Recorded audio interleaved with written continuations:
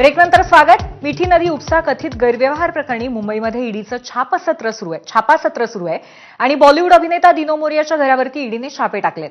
आज सकाळपासूनच ईडी ईओडब्ल्यूचं मिठी प्रकरणामध्ये छापे सुरू आहेत आणि विविध पद्धतीने छापे टाकून चौकशी सुद्धा सुरू आहे। दरम्यान अभिनेता दिनो मोरियाच्या घरावरती ईडीने छापे टाकलेत।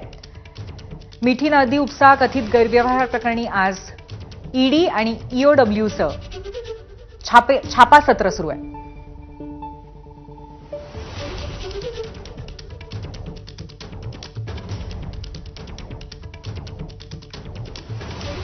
आज ईडीचं छापासत्र संपूर्ण मुंबईमध्ये सुरू आहे। बॉलिवूड अभिनेता दिनो मोरियाच्या घरावरती ईडीने छापे टाकलेत। सकाळपासूनच ईडी तसंच ईओडब्ल्यूने सुद्धा छापेमारी केलेली आहे। या प्रकरणामध्ये अभिनेता दिनो मोरियाचं नाव सातत्याने घेतलं जात आहे। कथित गैरव्यवहार हा 65 कोटींचा आहे आणि याची पाळंमुळं खणून काढण्यासाठी सध्या ईडीचे प्रयत्न सुरू आहेत आणि त्यामध्येच आज सकाळपासून ईडी आणि ईओडब्ल्यूने छापेमारी केलेली आहे। गेल्या 4 तासांपासून ईडीचे अधिकारी दिनो मोरियाच्या घरी असल्याचं कळतंय आणि अभिनेता दिनो मोरियाच्या या घरावरच्या छाप्यांमध्ये नक्की काय हाती लागलंय याबद्दल अजून काही माहिती मिळालेली नाहीये, परंतु या संदर्भात आपण अपडेट घेण्याचा प्रयत्न करणार आहोत।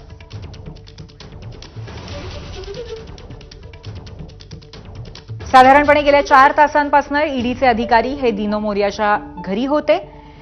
अभिनेता दिनो मोरिया आणि त्याचबरोबर त्याचा भाऊ सॅन्टिनो मोरिया याचं सुद्धा नाव याच्यात गोवण्यात आलेलं आहे।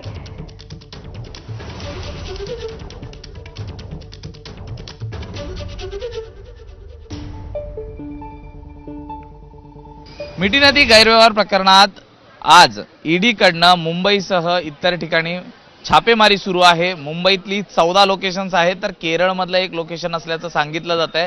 मात्र या 14 मधलं एक लोकेशन आहे ते म्हणजे अभिनेता दिनो मोरिया याचं घर, जो आर्थिक गुन्हे शाखेकडनं मुंबई पोलिसांचा जो गुन्हा दाखल करण्यात आला होता त्याच गुन्ह्याच्या आधारावरती ईडीकडनं देखील स्वतंत्र गुन्हा दाखल करत चौकशी या मिठी नदी गाळ उपसा गैरव्यवहार प्रकरणाची सुरू करण्यात आली होती। या संपूर्ण प्रकरणात आतापर्यंत 13 जणांना आरोपी म्हणून आर्थिक गुन्हे शाखेकडनं नोंदवण्यात आलेला आहे। मात्र ईडीचा तपास हा देखील समांतर सुरू आहे। या आधी देखील आर्थिक गुन्हे शाखेकडनं दिनो मोरियाची याच प्रकरणात 2 वेळा चौकशी झाली होती आणि त्याचा भाऊ सॅन्टिनो हा देखील सोबत होता।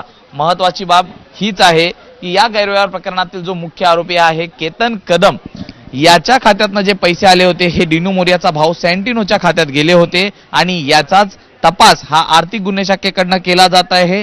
त्या अनुषंगाने ईडी देखील या संपूर्ण प्रकरणाचा तपास करत आहे। ईओडब्ल्यू पाठोपाठच ईडीने देखील या संपूर्ण प्रकरणात आरोपी आहेत किंवा जे संशयित आहेत त्यांच्या भोवतीने फास आवळताना आपल्याला पाहायला मिळत आहेत। व्हिडिओ जर्नलिस्ट कृष्णा कापरेसह मी सूरज सावंत, एबीपी माझा, मुंबई।